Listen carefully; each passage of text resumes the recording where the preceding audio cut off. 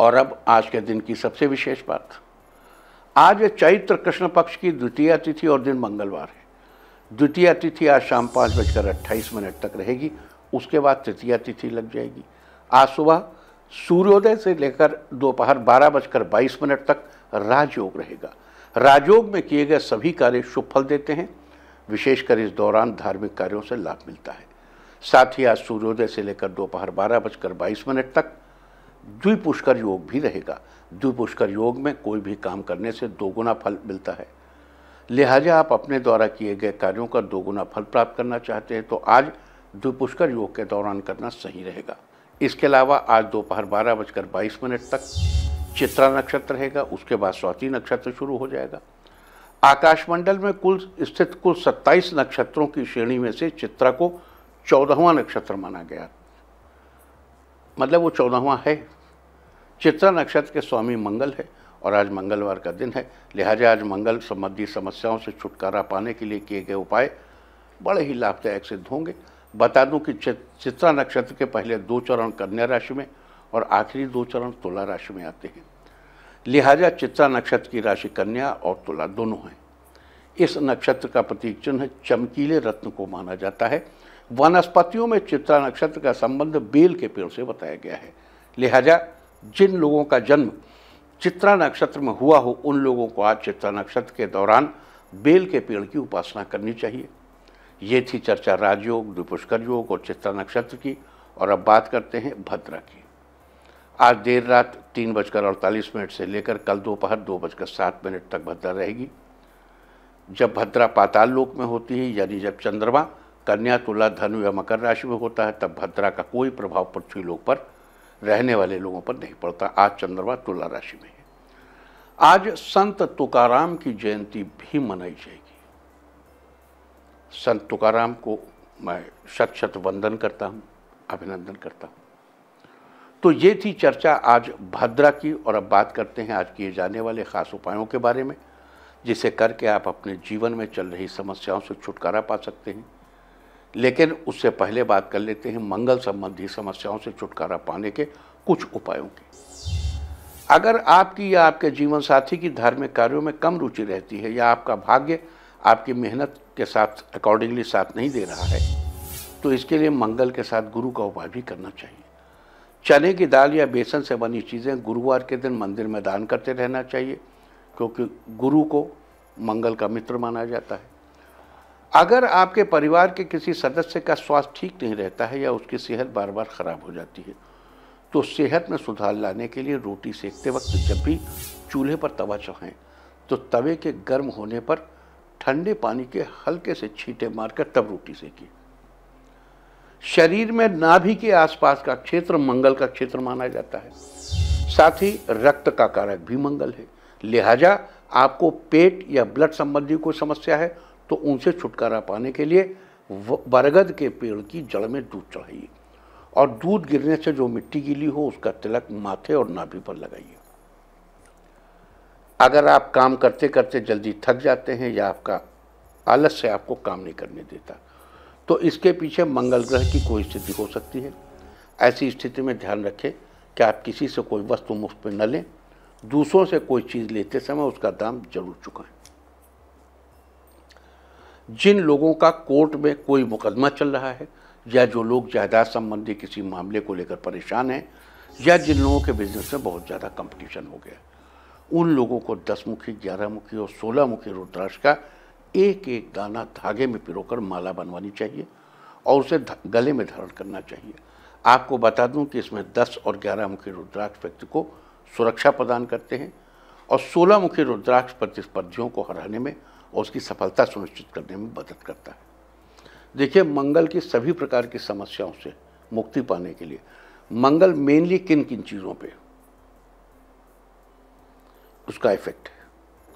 मंगल का इफेक्ट है आपके ब्लड पर, आपके जोश पर।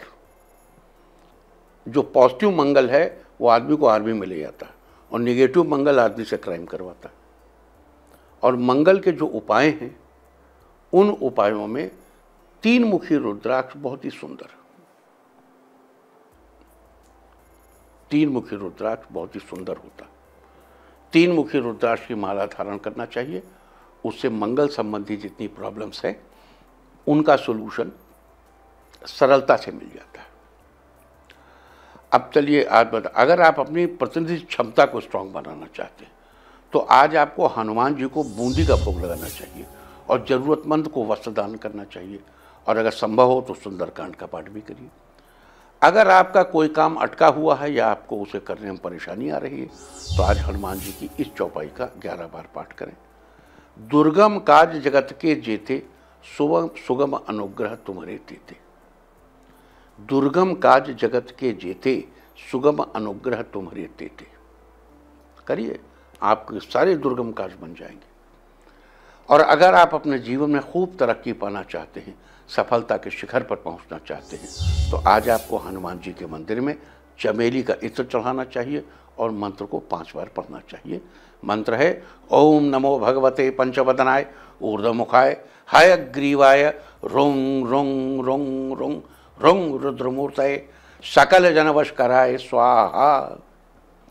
ओम नमो भगवते पंचवदनाय, ओम नमो भगवते पंचवदनाय ऊर्ध्वमुखाय हयग्रीवाय, हय घोड़े जैसे मुंह वाले, ऊपर की तरफ मुंह किए हुए 5 मुंह वाले हनुमान जी, रुंग रुंग रुंग रुंग रुंग रुद्रमूर्तये सकल जनवशकराय स्वाहा।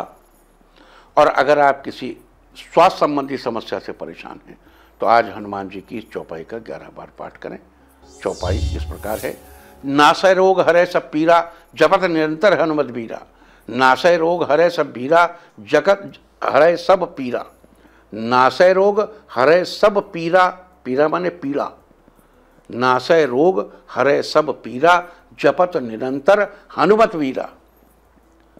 और अगर जीवन साथी के साथ अपने रिश्तों को मजबूत बनाना चाहते हैं, रिश्तों में प्यार बरकरार रखना चाहते हैं तो आज आपको हनुमान जी को केसरिया सिंदूर अर्पित करना चाहिए और उनके दाहिने पैर से थोड़ा सा सिंदूर लेकर अपने और अपने जीवन साथी के मस्तक पर लगाकर उनका आशीर्वाद लेना चाहिए। देखो भाई, यहाँ एक गलतफहमी दूर कर दूँ कि जैसे एक तो लोग कहते स्त्रियों को हनुमान जी की पूजा नहीं करनी चाहिए। क्यों नहीं करनी चाहिए? वह हनुमान जी की माता भी तो स्त्री ही थी। और दूसरी बात, दाम्पत्य सुख के लिए हनुमान जी की पूजा क्यों? अरे महाराज, हनुमान जी के आराध्य देव वो भी तो दाम्पत्य जीवन में ही थे, माता जानकी और श्री राम। तो इसलिए आप उनसे कोई भी आशीर्वाद ले सकते हैं। हनुमान जी संपूर्ण देवता हैं, रुद्र के अवतार और हृदय में नारायण का निवास, और अमर। अश्वत्थामा बलिर्व्यासो हनुमान से विभीषण, कृपा परशुरामश्च सप्तैते चिरजीविना। यानी अश्वत्थामा बलिर्व्यासो हनुमान च विभीषण, कृपा परशुरामश्च सप्तैते चिरजीविना। ये 7 अमर है। तो एक तो अमर, रुद्र के अवतार, रुद्र के अंश, रुद्रावतार, और हृदय में नारायण का निवास, संपूर्ण देवता। तो संपूर्ण जीवन के लिए, सभी चीज़ों के लिए उनके चरणों की शरण में जाना समीचीन है, उचित है। आगे बढ़ते हैं। अगर आप अपनी संतान के कॉन्फिडेंस में बढ़ोतरी करना चाहते हैं तो आज आपको हनुमान जी को प्रणाम करने के साथ ही बंदरों को अगर संभव हो तो केला खिलाना चाहिए। अगर आप खूब धन लाभ पाना चाहते हैं या किसी तरह की पैसों संबंधी परेशानी से बाहर निकलना चाहते हैं तो आज आपको 3 मुखी रुद्राक्ष की विधि पूर्वक पूजा करके उसे हनुमान जी का आशीर्वाद दिलाकर धारण करना चाहिए, या प्राण प्रतिष्ठा करके धारण करिए हनुमान जी को स्मरण करते हुए। अगर आप हर तरह से मजबूत बने रहना चाहते हैं तो आज आपको हनुमान जी के सामने चमेली के तेल का दीपक जलाकर 7 बार हनुमान चालीसा का पाठ करना चाहिए। अगर आप अपने आसपास शांति का माहौल बनाए रखना चाहते हैं तो आज के दिन आपको हनुमान मंदिर जाकर भगवान के सामने चमेली के तेल का दीपक जलाना चाहिए। उनके दाएं पैर से सिंदूर लेकर अपने माथे पर तिलक लगाना चाहिए। अगर आप अपने जीवन में भूमि भवन का लाभ पाना चाहते हैं तो आज आपको हनुमान मंदिर में लाल रंग का चोला चढ़ाना चाहिए और भूमि भवन का लाभ पाने के लिए भगवान हनुमान जी से हाथ जोड़कर प्रार्थना करनी चाहिए। अगर आपको नाभि के आसपास के क्षेत्र में किसी प्रकार की परेशानी बनी रहती है तो आज आपको 1.25 किलो गुड़ लेकर अपनी नाभि से स्पर्श कराकर मंदिर में दान करना चाहिए। अगर आप एक डॉक्टर हैं या सर्जन हैं तो अपना काम की बेहतरी सुनिश्चित करने के लिए आज आपको सूत का धागा लेकर बेल के पेड़ पर 7 बार लपेटना चाहिए और उसके बाद हाथ जोड़कर प्रणाम करना चाहिए। तो ये थी चर्चा आज राजयोग, द्विपुष्कर योग, चित्ता नक्षत्र, भद्रा के बारे में। आज के दिन आपको विभिन्न शुभ फलों की प्राप्ति के लिए कौन कौन से उपाय करने चाहिए, हमने इसकी चर्चा की है। उम्मीद है कि आप इन उपायों को अपनाकर फायदा जरूर उठाएंगे। अब इंडिया टीवी हर वक्त हर जगह डाउनलोड करने के लिए सर्च करें India TV news Google play store या ऐप स्टोर पर।